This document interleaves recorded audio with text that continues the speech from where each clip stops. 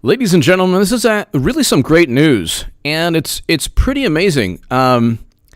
This man, Madison Cawthorn, has won his primary, the GOP primary in North Carolina. They're trying to paint it as, well, he defeated a Trump-backed Republican. Well, he supports President Trump also, so it's like Democrats and media will find any semblance of a victory, or they'll fabricate a victory when there's no victory to be when there's no victory there to be celebrated for them. But Madison Cawthorn won. He defeated a Trump-backed candidate, but see, President Trump, like any president, is going to back perhaps the more establishment candidate. I'm not exactly sure why President Trump backed. I believe it was Linda Bennett.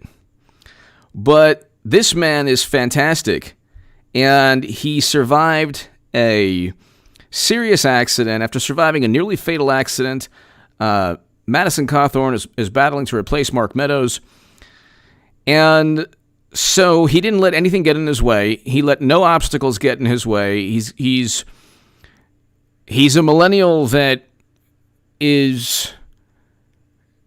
You don't hear him complaining about anything, just focusing on the future, just winning, and not letting a really, really serious obstacle get in his way. Pretty amazing. Really, really amazing. A real stark difference from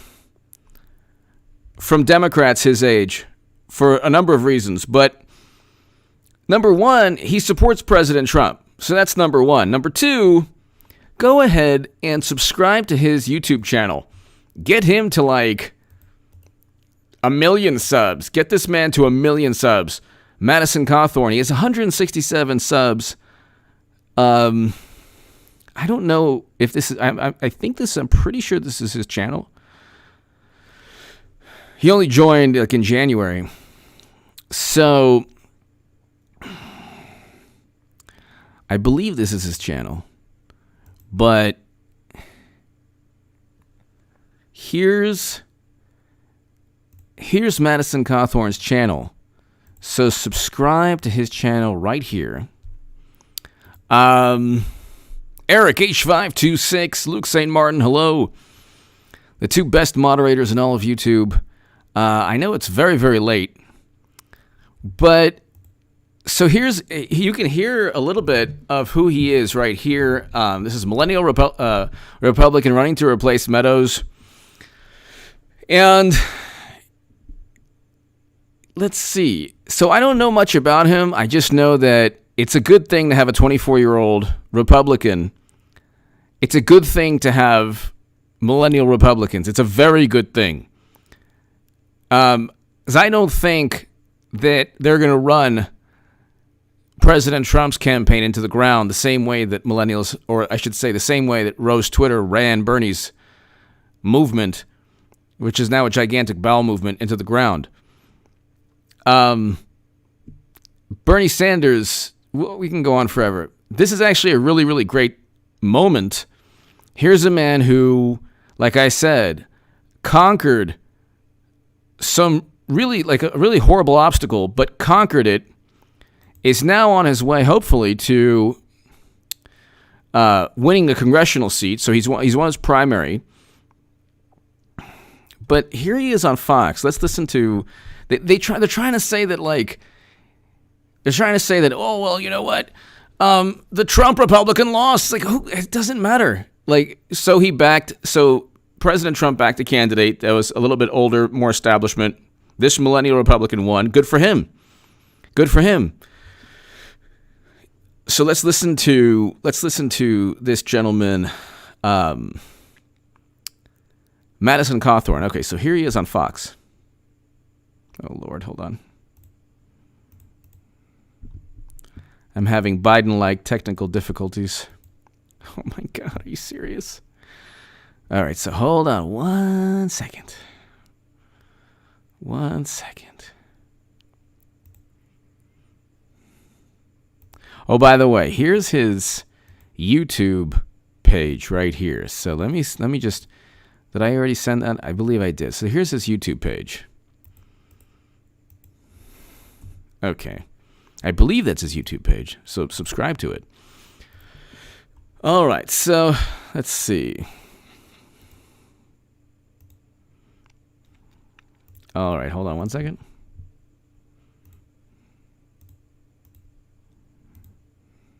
All right. First of all, why you wanted to run. This is your first time running for office, right? It is indeed. When I heard that Congressman Meadows was moving on to wherever he's going, hopefully the administration, we all hope back home, I took inventory of where our country's at. And when you look at the Democratic Party. So this is early on when 538 and every Democratic pundit and all the media said, oh, Bernie's going to win the nomination. They all pretended they were me before I became a Trump supporter. So now they're saying Biden. It's going to be Hillary Clinton. Clinton is going to become nominee. I will have made the biggest political call of all time. But listen to this gentleman, Madison Cawthorn. You see that we have a communist who's about to maybe win the primary, a man who took his honeymoon in Moscow, and then you see AOC who's leading much of my generation over a socialist cliff. I thought that there was no time to wait. Let's listen to what President Trump had to say yesterday in terms. By the way, Bernie has no problem apparently with being labeled that or labeled no problem being. Even if Democrats have used that against Bernie Sanders, he never stuck up for himself. So I disagree with that statement. But again, he never stuck up for himself. He never stated the assessment from James Clapper, which was a bunch of nonsense, which was highly to moderately confident, that they then used to say, well, Jill Stein and Tulsi Gabbard and Bernie Sanders and President Trump were all Russian operatives, and the poor Democratic Party was just so disliked by Putin. But let's continue. In terms of Mark Meadows moving on, he actually was already appointed to another committee. But let's listen to this. Mark Meadows, he's an extraordinary guy. I mean, the only problem is, I guess he's announcing, he'd only win by 40 points, but he's announcing that he'll be not running this time. You have somebody good to run?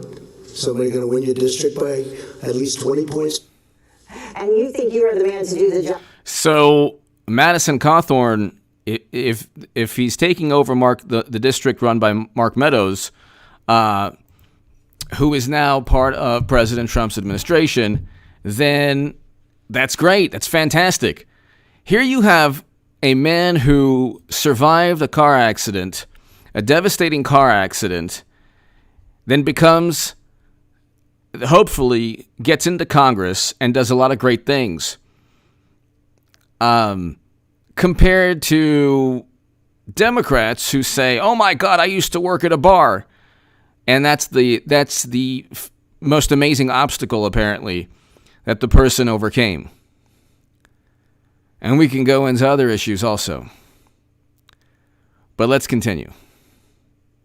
Why? Well, I believe that I'm unique from all the other candidates because in my district, we just had a very new place added into our district, which adds a lot of liberals into our constituency. And I believe that I'm one of the only candidates who can reach into urban Buncombe County in North Carolina and pull out young, undecided voters. I'm a true conservative who can compete on a traditional political arena like here on cable television or on a debate stage, but I can also compete on the new town square, which is social media, blog posts, anything like that. And so I feel like I'm able to be a dynamic voice. I wanted to go a little bit more in depth into that because you mentioned Bernie Sanders, socialism, you mentioned AOC. A lot of the reports we see show or talk about the millennial voters being more attracted to that these days, but you think that is not true? Well, I think actually it is true. I believe that many people in my generation are attracted to those lies, and I believe the reason is because they've been lied to about the Republican Party. And it's not that the Republican Party doesn't have a compelling message, it's just that we don't have a compelling messenger. And so that's why I believe that we need to get someone who will be able to speak their language and speak to them in a way that they'll understand. And part of that message, President Trump will tout his economy and these opportunity zones at a North Carolina summit today after his victory in 2016 in North Carolina. So what do voters think about the job that the president is doing there? Well, if you look in the Republican Party, we have over 92% approval rating of President Trump, and the economy has never been better. The reason that I think these opportunity zones that President Trump is planning to implement are great is because this is what conservatives want all over the country. It's less regulation and less government interference. So I believe that's a great idea. Yeah. And we heard this in the State of the Union address. President Trump gave a message that was nothing about, it was just all about how prosperous our country has become. We have made America great again. And I think that's why you saw Speaker Pelosi react the way that she did, because their entire ideology is predicated on the fact that we have some existential crisis. And so if people believe that the country is going well, they're not going to push for this socialist revolution that the Democrats want. So you tell me, is this man not supporting President Trump? Of course he is. Of course he is. And I hope he wins, and God bless him. That's awesome. Tron Nort! Tron Nort! Love from Canada. Meanwhile, Canada Trudeau. Really? Published in the Buffalo. Big things come Trudeau to a lot of... Oh, Tron Nort! Tron Nort. Interesting. Thank you, Tron, for always watching. To my viewers in Canada, thank you. I have a great many wonderful viewers in Canada. Tron, thank you so very much. As always, for watching. As always, I'm typing in Justin Trudeau right now.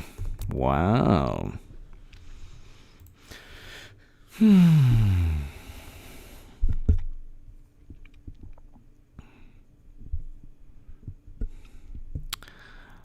Okay, I haven't found it, but Tron, thank you so very much. Wow. Tron, thank you. Yeah, I think that anyone who panders that much is probably, probably has a great many skeletons. We've already seen some skeletons too, but of course they tried to sweep that under the rug. Tron North, thank you. Thank you, Tron. So, thank you again, Tron. Thank you. And to all my viewers in Canada, the UK, Nepal, Hong Kong, Australia, New Zealand, just thank you. Thank you all for watching. Anywhere around the world at this time, thank you. But this is fantastic. Let's listen to so, I mean, you just heard this man, you just heard him speak. He's retweeted President Trump numerous times. This was before the self-induced economic depression or recession. But good for this man. A little bit about really, really awesome. Madison Cawthorn. Tron, thank you again. A little bit about Madison Cawthorn. Let me go ahead, and there is a article that he retweeted. Madison Cawthorn. He retweeted so he just won hopefully he will have basically won a congressional seat, which would have been fantastic. Ladies and gentlemen, this man in 2014 was left paralyzed after surviving a horrific car accident. And this is the Daily Caller. Tonight, the 24-year-old Madison Cawthorn became the Republican nominee for Congress in North Carolina's 11th congressional district. So fantastic. That's really great. I wish him only the best. And here's a man who is left partially paralyzed. He is not letting any obstacles get in his way. He's succeeded, persevered, and now he's going to hopefully become a congressman. And that's fantastic. 24 years old. And he has to be either one of the youngest Republicans ever. So just compare this man to, I won't even get into it. You have AOC, all we've heard, I used to be a bartender. It's like, so what? So what? Is it that bad to be a bartender? Like, I know very happy people who are bartenders. Like, not that bad. But here, I'll read you. Madison Cawthorn, 24-year-old CEO of a real estate investment company. So you better believe he wouldn't have kicked out Amazon and 100,000 jobs, because Amazon was going to bring in 25,000, then 40,000, then 100,000 was the estimate in terms of economic activity. But don't tell that to Democrats. By the way, AOC won like overwhelmingly tonight. But see, again, they're like, yes, you kicked out Amazon. This is fantastic. We won't have 100,000 jobs.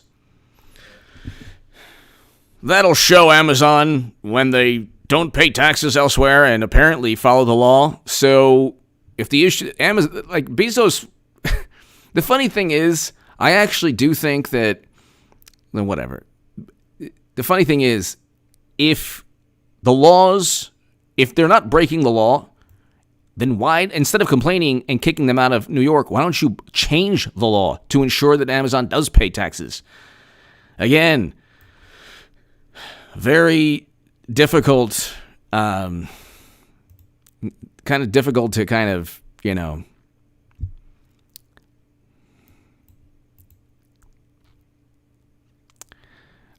there's another, I think it was a Washington Examiner article that, great article here. After surviving a nearly fatal accident, is battling to replace Mark Meadows, Washington Examiner. So he's not even millennial, he's Gen Z, which is fantastic. Absolutely fantastic. And this man didn't have a huge conservative network behind him. We don't even have to get into it. Tron, thank you.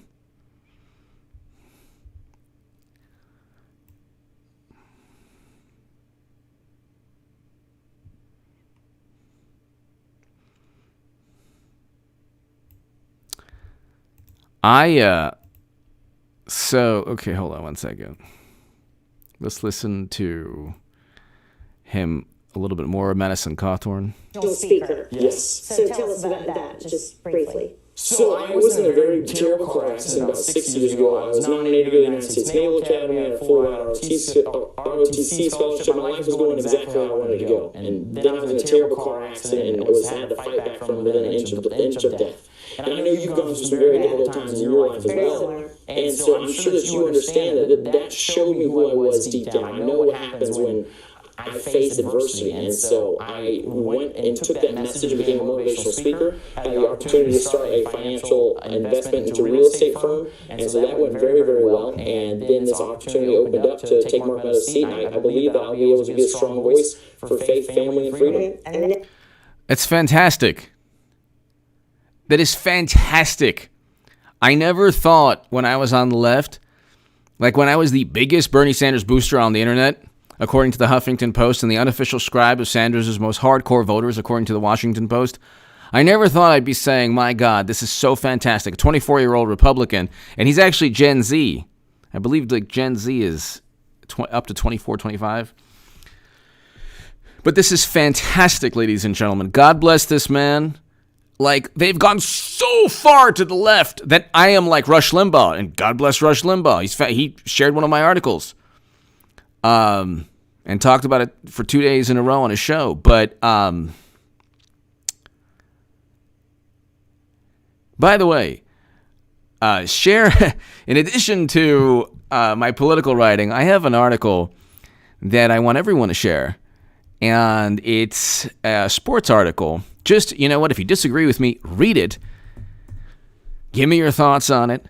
But it's a fantastic look into the great Floyd Mayweather Jr. Really, I don't know if people realize what he's accomplished. 24 of his 50 wins have been against current or former champions, and I explain all of this in the article. And it's titled, Floyd Mayweather Jr. is the most dominant athlete and boxer of all time. Just go ahead, read it. I love sports. Love all sports, football, baseball, basketball, boxing, MMA, UFC. So, but anyway, share that article. That's below in the pinned comment. And I'm just always every day going to say this. Clinton's going to be nominee, so share my Huffington Post article, Hillary Clinton 2020 is a reality, get ready for 8 years of Trump. That's below. And share my Times of Israel article, Hillary Clinton, not Biden, will be nominee. And if you want to be part of a newsletter, ladies and gentlemen, it's contactgoodman78@gmail.com. But you know what? I'm so happy for this man because...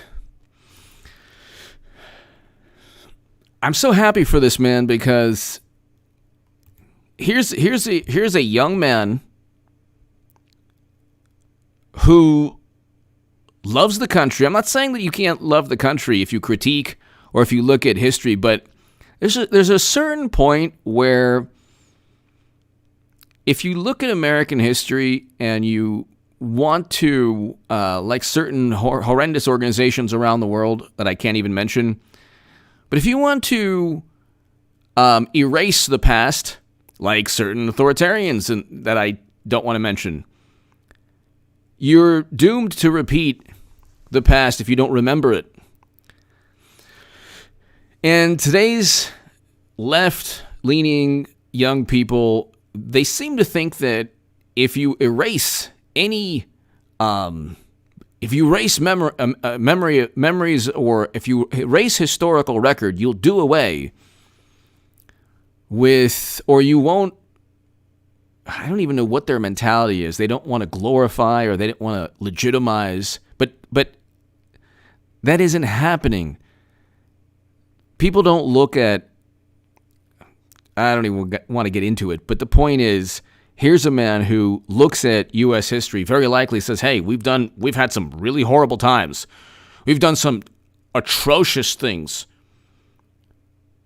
But we've learned as a country, and everyone in this country, no matter where you're from, what your background is, has built this country into the most wonderful, the amazing place that it is. So here's a man that has a positive outlook on America. If you have only a negative outlook, like it's good actually to look at, okay, the internment camps that FDR put Japanese Americans in, and it's good to understand, that not all Americans were free from 1619 until 1865. It's important to know this. It's important to understand this. But it's also important to understand that there are a great many people, most Americans of all backgrounds, of all races, of all religions, love the country. We'll love the country, again, it doesn't mean protest is bad. Protest is fine. If people want to kneel and their goal is to save lives, then that's noble. The issue, though, is if you look at everything about America from the lenses of, we did a lot of bad things, we're such hypocrites. It's like, no, nobody said. It would be hypocritical to look at American history and say we're perfect. We're not perfect. But nobody's saying that. Oh, Lord. Hate that noise. Nobody's saying that. Nobody's saying we're perfect and we shouldn't critique. But it's good to have a young person with such a positive view. Jimbo! I guess this Gen was not taught critical thinking. No. I think this man, Gen Z, is like the 19 to 25-year-olds have a great deal. This man is 24. Jimbo, the 19 to 25-year-olds have a great deal more wisdom and critical thinking skills, wisdom, intelligence, I think, than the millennials. Something happened with the millennials, some kind of Twilight Zone event. So he supports President Trump. Don't believe the hype. And this man overcame a horrendous accident where he was partially paralyzed, built a business, and all you get, it's one thing to fight for justice. Yes, that's very good. It's another thing to just complain every day on social media. And if you complain, like, where's the Medicare for All bill, AOC? Where's the Medicare for All bill? Why haven't they passed a Medicare for All bill? Why haven't they passed Green New Deal legislation? The reason, look, I don't care. I would eviscerate anyone on the left. You know, they equate Medicare for All with saving lives. And if you disagree with Medicare for All, because I think it's a noble idea, by the way. I think it's a noble idea. Oh my God.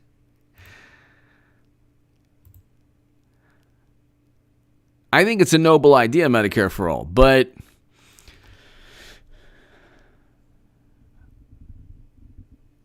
it's not, apparently it's not feasible. And where's the Medicare for All bill that AOC is championing? So, this is a great article. Let's read the article. When Mark Meadows resigned from Congress on March 30th to become White House Chief of Staff, he vacated a coveted seat. North Carolina's recently redrawn 11th Congressional District encompasses most of the state's mountainous western region and tilts Republican despite the liberal city of Asheville as its center. Of the 12 candidates on the Republican primary ballot in March, the only two who earned more than 20% of the vote were 62-year-old businesswoman Linda Bennett and Madison Cawthorn, who will not meet the constitutional age requirement for Congress until the 25th birthday on August 1st. Yeah! This is fantastic. This is fantastic. Quote, okay, so he goes, quote, when my accident happened, I spent my entire life building my athletic ability, building my mental ability, making sure I could pass any tests I was ever given, Cawthorn told Washington Examiner. The homeschooling graduate, nice, had earned a full-ride ROTC scholarship from the U.S. Marine Corps. I was the number one pick in the whole nation. I had it all. Everything was going great for me, continued, quote, I had a great family. I was extraordinarily healthy. Life couldn't get much better for me. The otherwise cheerful Cawthorn looked down as he described the night when he was riding back with his friend from a spring break trip to Florida. I'm asleep taking a nap, and I run into a wall at 70 miles per hour. My entire life was taken away from me. Wow. His friend had fallen asleep at the wheel. Wow. Oh, my God. His friend had fallen asleep at the wheel of their SUV and plowed into a concrete road barrier. Wow. And his friend pulled, after his friend pulled him from a fiery wreck with the help of two bystanders, Cawthorn was flown to a trauma center in Dayton Beach. Remembering when he regained consciousness, he said, quote, I woke up and I can't move my legs. All I see is my family around me looking at me with nothing but pity. But I realized, wow, I'm really messed up. What's going on? And then it wasn't until 4 months after his accident that he was able to return to his hometown in Hendersonville, North Carolina, where his ordeal had become a widely followed local news story. When he first went back to visit a Chick-fil-A, where he had worked since he was 14, media were present, and many in the community showed up to applaud him. His former manager wept as he hugged him. Oh, my God. So, I mean, this is...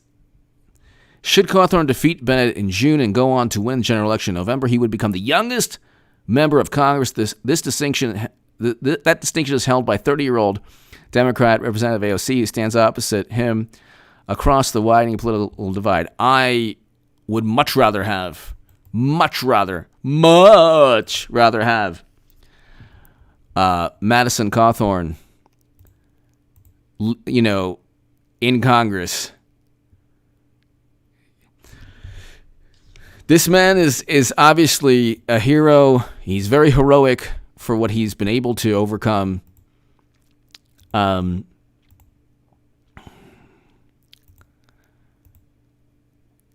I applaud him. I can't tell you, I applaud him. I think that it's fantastic what he's already accomplished. He's going to get that congressional seat. He's going to be the youngest member of Congress. And he's not like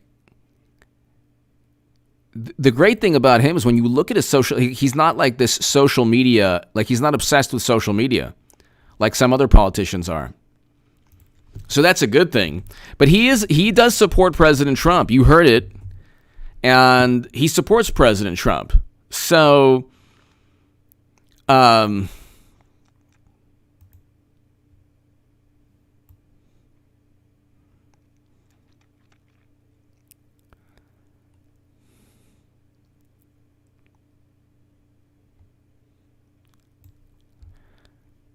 he supports President Trump.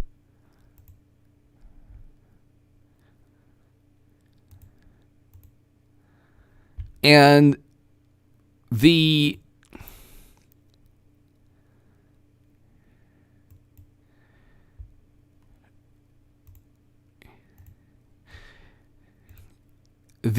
media spin is going to be, oh, well, you know what? The Trump-backed Republican lost.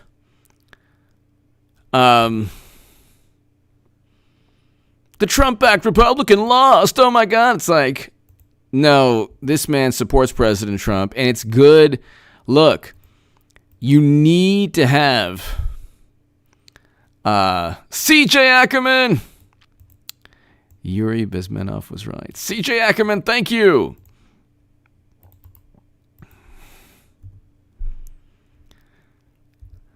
Let's see.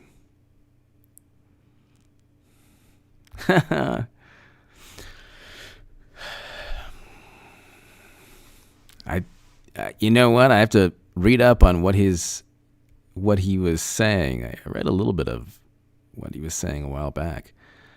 I would much rather have Madison Cawthorn, and you know, you do need younger people to defend the Second Amendment and the First Amendment and all the Bill of Rights. Democrats, especially millennial Democrats, especially like the left-leaning Rose Twitter type person, generally, not always, they don't really grasp, they don't have a basic grasp of logic. Like, if you don't agree with something, you're a horrible person, and you want the worst outcome ever. Like, and it's your fault that the most horrible things take place because you don't agree with them. Like, there's no attempt to actually, I don't know, give any evidence for the claim. It's always like this vapid, absurd accusation predicated upon emotion. Well, you know, you're the reason that people are suffering. Like, no, that's not true at all. And why don't you focus more on why you don't have Medicare for all and why Bernie's movement? Why doesn't, I don't understand. If you're on Rose Twitter, if you love AOC, why don't you join the Green Party? Why doesn't AOC or Bernie join the Green Party? Because apparently Joe Biden would not only work with segregationists, but would veto a Medicare for all bill. That's what he said. And has no interest in the Green New Deal, so I don't get it. They're not like, okay, it's not, the Democratic Party isn't influenced by the millennials that vote Democrat. It's the other way around. The Democratic Party's playing the millennials that vote for them. If you were truly on the left, because Twitter is not going to be around forever. Like, if you want a voice in politics, you know, start writing, get published someplace in some publication, start a podcast, start a YouTube channel, run for Congress. Or if you're on the far left, join the Green Party. Build that political party. Okay? But whatever. But I'm really none your business. H.A. Goodman, just noticed you're on, so I'll be about a half hour behind catching up. None your business. None your business. Thank you. Well, if you actually watch the whole half hour of me and you get to this point, none your business. You're awesome. Thank you so very much. And all I can say is I'm very happy for this young gentleman, Madison Cawthorn. I hope that we hear a lot more from this man. I hope that he inspires 19, 20-year-olds, 21, 22-year-olds, because Gen Z is supposed to be the most conservative most conservative generation in a long time. Gen Z conservative. Gen Z looks a lot like, okay, so Gen Z is more conservative than many realize. This is Business Insider. Forbes, why Democrats should be losing sleep over Gen Z. It's not, look, the 28 to 38-year-olds,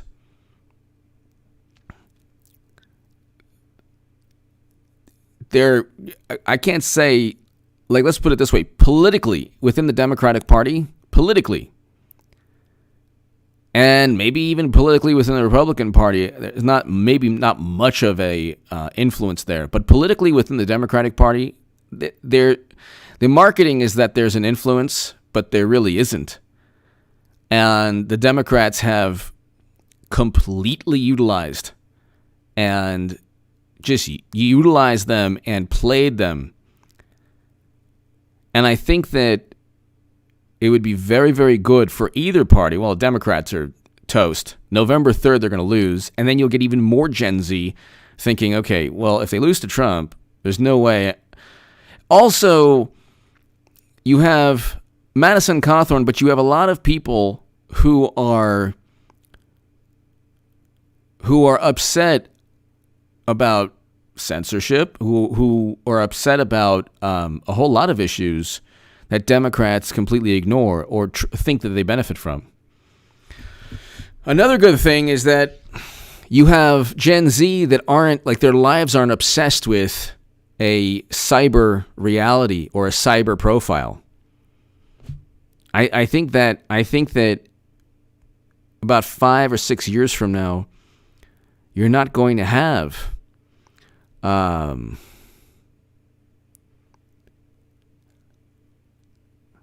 I think about 5 or 6 years ago, probably 3 or 4 years, maybe 2 years, who knows, maybe 1 year. You're not going to have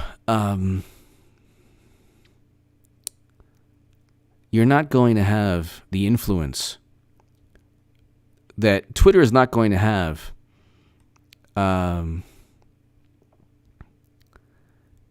The influence that it has now. It's actually the worst thing possible for the Democratic Party.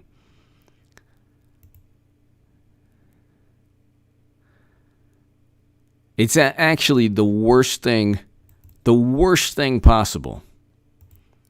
They don't know it, because all they do is live on Twitter and then retweet the most absurd things. So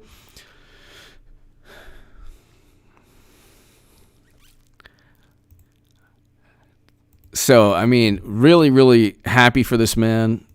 It'd be good. I mean, like, there are a lot of people who support President Trump, for a lot of reasons.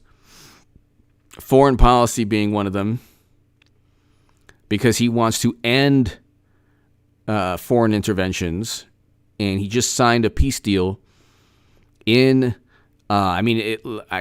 I don't need to give this man any advice.